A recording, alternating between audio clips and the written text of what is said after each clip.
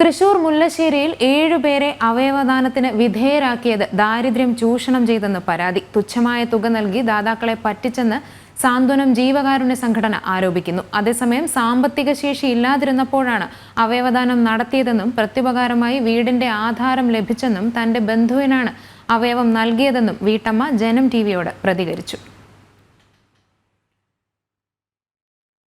വിവരങ്ങൾ നൽകുവാൻ മനോജ് ഉണ്ട് നമ്മളോടൊപ്പം. മനോജ്, എന്തൊക്കെയാണ് വിവരങ്ങൾ?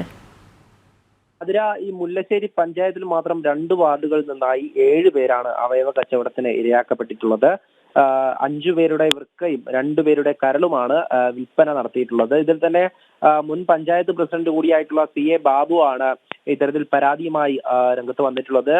കരൾ നൽകിയവർക്ക് 10 ലക്ഷം രൂപയും വൃക്ക നൽകിയവർക്ക് 5 ലക്ഷം രൂപയുമാണ് നൽകിയിട്ടുള്ളതെന്നും ഈ ഏജന്റുമാർ മുഖേന സാമ്പത്തികമായി പിന്നോക്കം നിൽക്കുന്ന കുടുംബങ്ങളെ ബന്ധപ്പെട്ട് സ്ത്രീകളുടെ അവയവങ്ങളാണ് ഈ കച്ചവടം നടത്തിയിരുന്നതെന്നുമാണ് ഈ പരാതിയിൽ പറയുന്നത്. എന്തായാലും ഇത് സംബന്ധിച്ച പരാതി 5 മാസം മുൻപ് നൽകിയിട്ടുണ്ട്. മുഖ്യമന്ത്രിക്കും ആരോഗ്യമന്ത്രിക്കും നൽകിയിരുന്നു.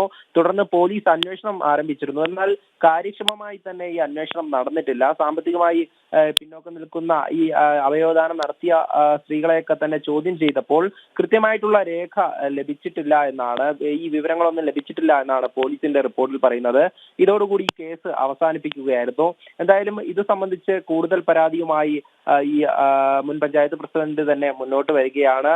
ഈ സംഭവത്തിൽ നടപടി ഉണ്ടാകണമെന്ന് തന്നെയാണ് ആവശ്യം.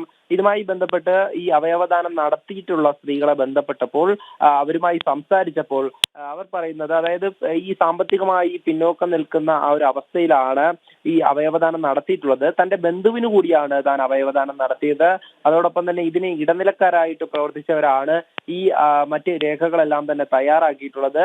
ഇതിൽ വിശ്വനാഥൻ എന്ന് പറയുന്ന ഒരു ആളെ പരിചയപ്പെടുന്നത് ഈ വില്ലേജ് ഓഫീസിൽ വെച്ചാണെന്നും ഈ തനിക്ക് പ്രത്യുപകാരമായി ലഭിച്ചിട്ടുള്ളത് വീടിന്റെ ആധാരം, അതായത് വായ്പ എടുത്തതുമായി ബന്ധപ്പെട്ട് വീടിന്റെ ആധാരം ബാങ്കിലുണ്ടായിരുന്നു. ആ ആധാരമാണ് തനിക്ക് തിരികെ എടുത്ത് നൽകിയതെന്നും. എന്തായാലും ഇത്തരത്തിൽ വ്യാപകമായി തന്നെ ഈ അവയവ കച്ചവടം നടക്കുന്നുവെന്ന് തന്നെയാണ് ഉയരുന്ന പരാതി.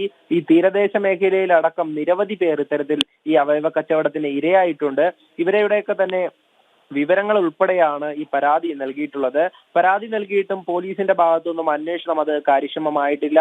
അതോടൊപ്പം മുഖ്യമന്ത്രിയുടെ പരാതി പരിഹാര സെല്ലിൽ ഉൾപ്പെടെ ഈ റിപ്പോർട്ടടക്കം അയച്ചിട്ടും അതിൽ കൃത്യമായിട്ടുള്ള ഒരു ഉണ്ടായിട്ടില്ല എന്നാണ് ഉയരുന്ന പരാതി. എന്തായാലും വലിയൊരു റാക്കറ്റ് തന്നെ ഇതിന് പിന്നിൽ പ്രവർത്തിക്കുന്നുണ്ട്. സ്ത്രീകൾ ഉൾപ്പെടെയാണ് ഇടനിലക്കാരായി ഇതിനുവേണ്ടി പ്രവർത്തിക്കുന്നത്. എന്തായാലും ഈ സംഭവവുമായി ബന്ധപ്പെട്ട് കൂടുതൽ നടപടികൾ സർക്കാരിന്റെ ഭാഗത്തു നിന്നുണ്ടാകണം. അല്ലെങ്കിൽ കേന്ദ്ര സർക്കാരിനെ, അതായത് കേന്ദ്ര ആരോഗ്യ മന്ത്രാലയത്തെ തന്നെ സമീപിക്കാനാണ് ഈ സംഘടനയുടെ അടക്കം തീരുമാനം.